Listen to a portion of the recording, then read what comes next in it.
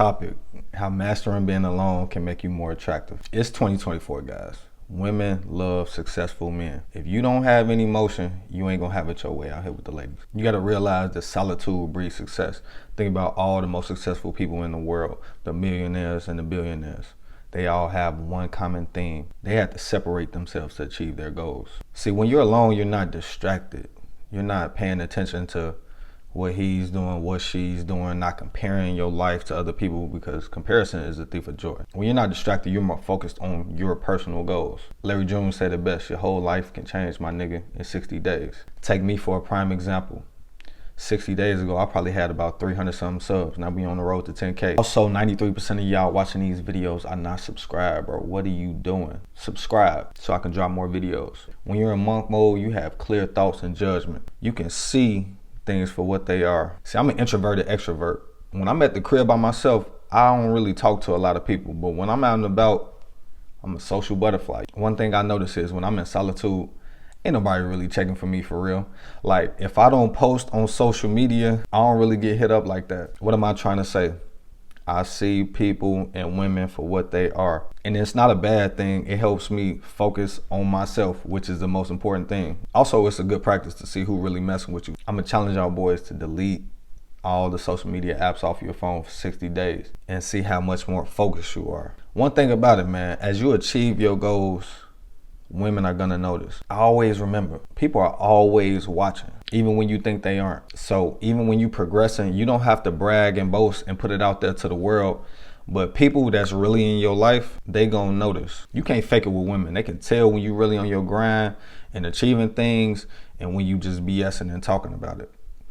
And the more you level up, the more attracted to you they're gonna be. Also, when you're not following the crowd, you stick out like a sore thumb. You different, you one of none. I always remember, if everybody is going left, you probably want to go right. When you're comfortable being alone, you create this exclusivity factor. Low accessibility equals more value. Think about your dream car. Mine, for instance, is a Maybach truck. It's valuable because you don't see a lot of them driving on the road. Everybody shouldn't have access to you. You got to treat yourself like the definition of important. I'm not saying go around being pretentious and all that, but you have to hold yourself in a high regard and move like you're already at where you're trying to get, because you're not going to get there by luck. You get there from consistent action. I was watching a Duke Dennis video yesterday, and literally the video is just full of him just walking around taking pictures with fangirls. One thing I noticed about Duke Dennis is that he has a passive game.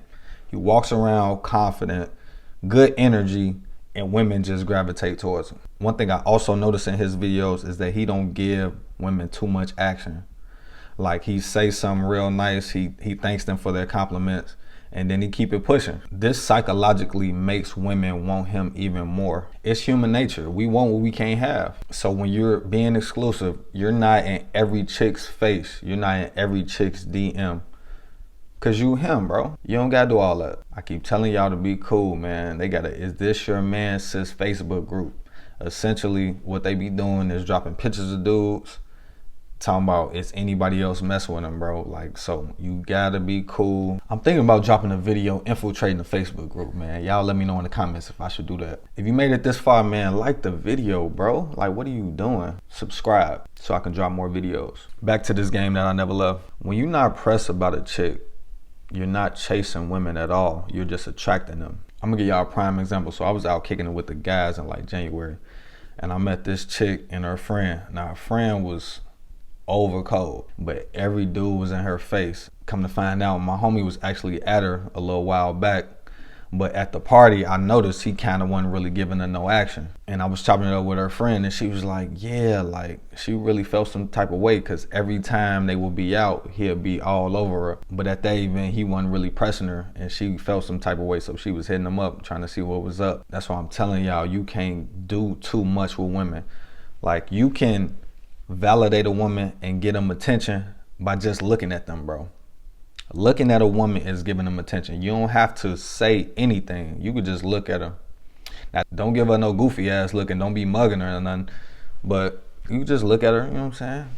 Like, I see you. A lot of times she'll either come up to you and initiate a conversation, or she's gonna migrate to your vicinity so that you can get the action going. And it's the thing about it. y'all don't have to try to knock every chick that you see. That's why it's good being alone and having clear thoughts. You're more observant. You get more discernment. You can judge their character a lot better. So take a step back for a second, get in monk mode, and do what's best for you. Become more successful, and the women gonna come in droves, bro. Trust me.